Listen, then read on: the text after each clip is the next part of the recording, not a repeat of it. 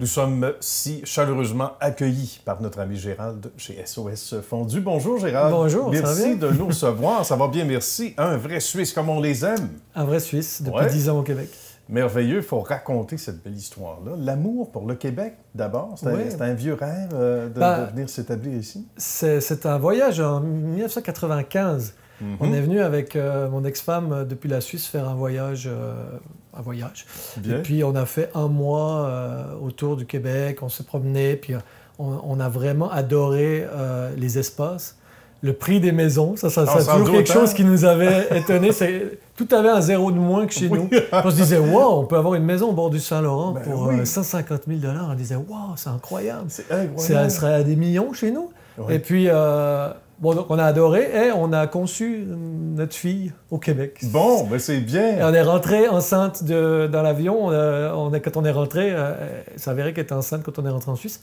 Et puis, c'est resté toujours un rêve d'un jour, si on voulait quitter la Suisse un jour, peut-être, pourquoi pas, venir au Québec. Mais on avait 25 ans, là, c'était pas le temps de partir. Là. Tout allait, on était heureux, on était. Puis, mais la vie a fait son bout de chemin. Les circonstances, parce que vous étiez d'abord, et vous êtes toujours, en fait, journaliste, mais un peu moins actif maintenant, journaliste sportif. Rapidement, il faut dire que on dirait que les planètes étaient alignées, Gérald, pour...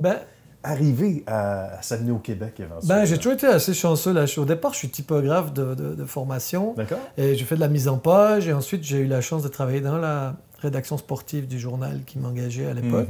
Donc, j'ai toujours fait ça. Après, j'ai pu aller comme journaliste web à la télévision suisse romande. D'accord. Et puis, c'est là que le stress et tout ça, j'arrivais à 40 ans, puis je trouvais que ce job était vraiment stressant. Toujours dans... J'adore le sport, je suis un passionné de sport, donc je faisais un métier de ma passion. Mais tout à coup, je me suis dit, mais tiens, à 50 ans, est-ce que vraiment tu feras encore ça? Puis c'est là qu'avec mon ex-femme, on est reparti au Québec avec les enfants. On est venu en vacances en 2008. Puis là, les vacances sont transformées en recherche de gîtes à vendre et tout. C'est devenu ça, là. Ah oui, et puis les enfants disaient, mais pourquoi on s'arrête là? On va juste regarder. Puis on s'était dit tout d'un coup, ben tiens, si on venait ouvrir un gîte, puis prendre une espèce de semi-retraite, là, on va pouvoir engager. Mais sans savoir la réalité d'ici, donc on n'en vivait pas. Je veux dire, c'est pas quelque chose qui aurait été viable. Mais sur le moment, ça nous faisait le petit coup pour dire, on s'en va. 2009, je reviens tout seul pour voir la faisabilité, voir ce qu'on pouvait trouver. On trouve un gîte et tout. Je dis, bon, on pourrait y aller. Puis là, c'est là que ça devient concret, c'est qu'on fait la demande. Puis on a fait voter, on a fait très, très démocratiquement, très à la Suisse. On a voté les 4. D'accord. Mes 2 enfants, mon ex-femme et moi. On a dit, s'il y en a un qui dit non, on part pas. Et puis... c'était unanime. C'était unanime. Et ce qui est rigolo, c'est que je pense que les femmes sont plus courageuses que les hommes. Nous, on a mis 2-3 minutes à remplir avec mon fils qui avait 11 ans. Ah bon? Alors que c'est moi qui avais relancé l'idée vraiment, même si c'est mon ex-femme qui voulait vraiment venir. Après, c'est moi qui l'ai lancé. Puis après, il y a eu comme un... Est-ce que vraiment je vais quitter famille, amis et tout ça? On réalise. On réalise. Oui, tout à fait. Et finalement, le plus compliqué, c'est de monter dans l'avion. Mais là, on se lance en business. Et la fondue, c'est un naturel, évidemment. SOS Fondue avec la Suisse. Comment est venue l'idée et comment s'est passé le jour J, là, à partir de là? C'est ça. C'est que je pense qu'il y a un côté rêve américain. C'est-à-dire qu'une entreprise comme ça, j'aurais pas pu la lancer en Suisse. Dans n'importe quel domaine, ça te prend de l'argent, ça prend vraiment... Ici, là, on s'enregistre sur Internet. Ça coûte 75 pièces à l'époque, là.